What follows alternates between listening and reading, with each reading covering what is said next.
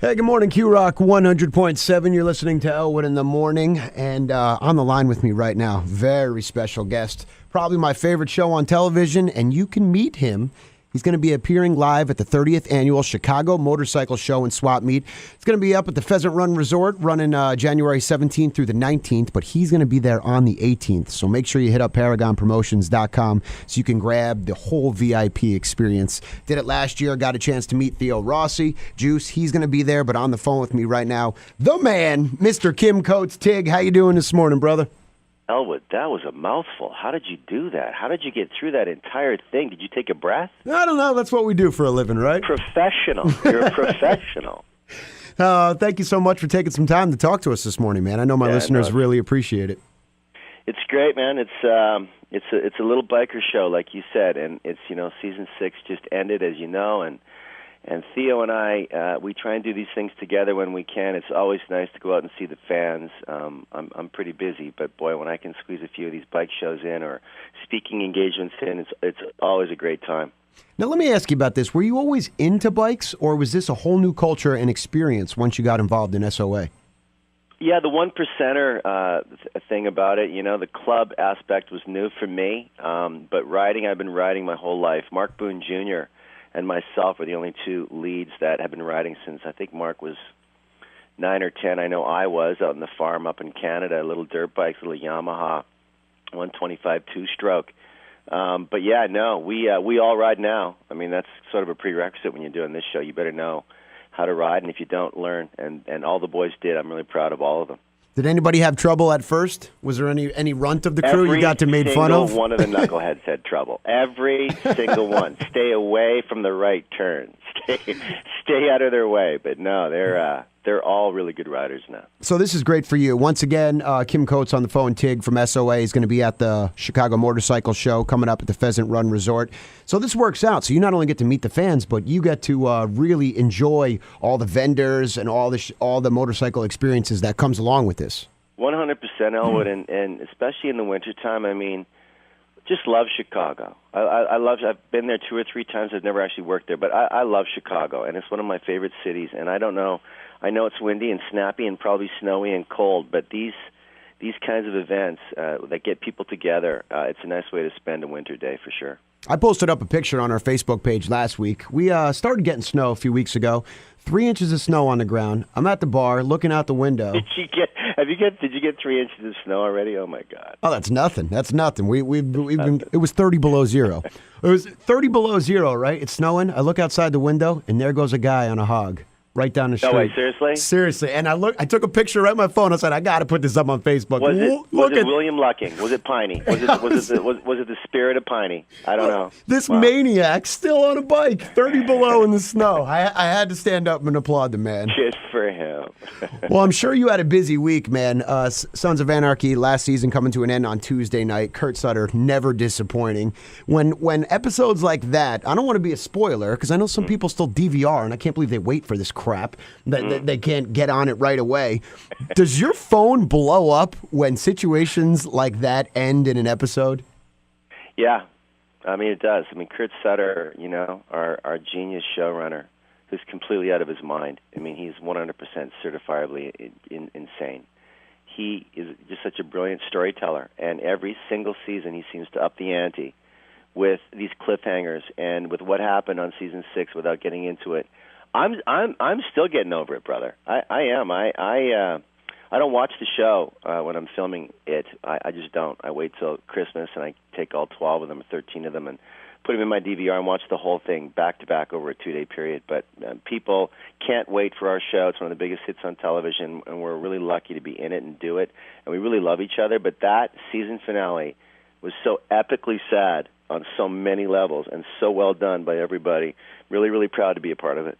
Unbelievable. I mean, right. I saw Facebook status following Twitter and following social media when it blew up. It really did. And there was, I'm talking to coworkers, girls that said I was on the floor in a fetal position, bawling at the pain from watching this show. And they even say, I know it's just a show, but I can't control myself. You're gonna love this. I mean, because you're gonna love this. This is in your vein. But I was in Vegas with Theo. We had a 2-hour finale in front of 250 screaming fans. And when it was over, we watched it live, big screen. When it was over, right, there wasn't a dry eye in the house. And the next day, my driver who was taking me to the airport said, Kim, did you hear what the Las Vegas talk show host said about you? I said, no, what did he say? This is what he said. Last night, Kim coached Theo Rossi, the two stars of Sons of Anarchy, were in Las Vegas here in the finale. And rumor has it, Kim Coach was very emotional. He was very emotional after the show. And I said, you know what? I was. I got to tell you, so was the other 250 people. I feel like you couldn't be a human being if you didn't get emotional after watching that. But I got to say, one of my favorite clips, though, is when Jax is saying goodbye at that point to everyone in the club. Good scene, right? Great scene. And then when it comes to Happy, and Happy's just bawling hysterical to see him. Like a biker baby that he is. To see him, another great character on the show. One of the questions I want to ask you, though, that I always crack up about, one of my favorite things about your character on it, is the sexual preferences that Tig pulls out of nowhere sometimes. You know, from even on the season finale, I think there was a comment, or the episode before where you guys were in the cabin talking about, I don't know, shocking the old boys downstairs or doing something else.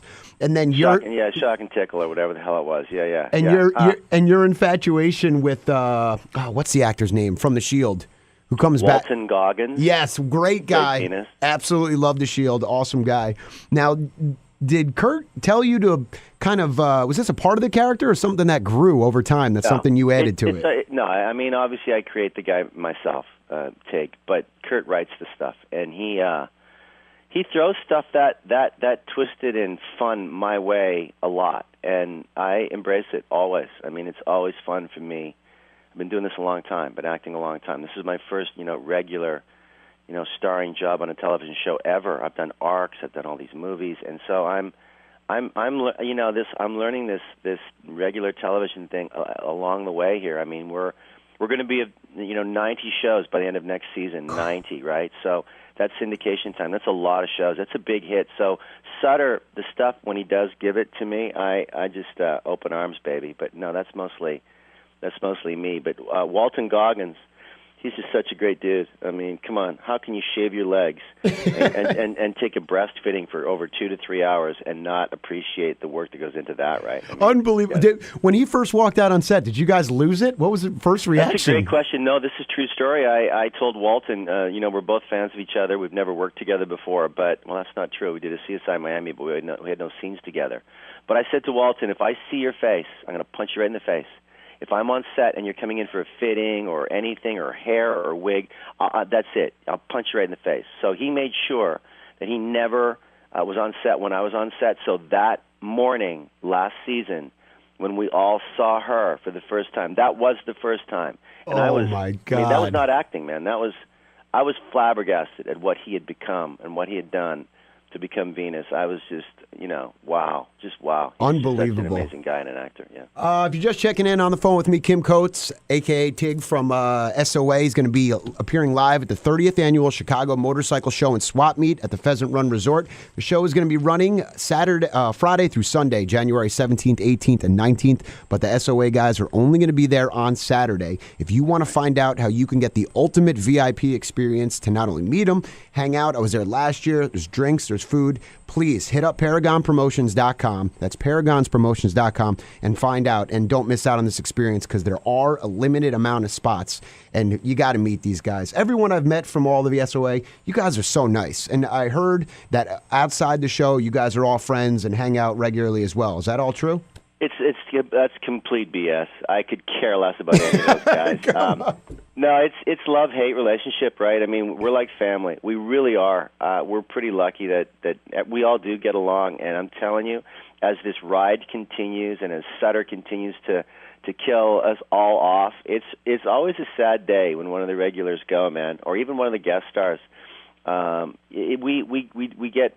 How can you not get close on a show like this, right? It's just so full of testosterone and reality and toughness, and we film in the summer when it's so super hot, so everyone's really, really connected at the hip, and it's a pretty special experience.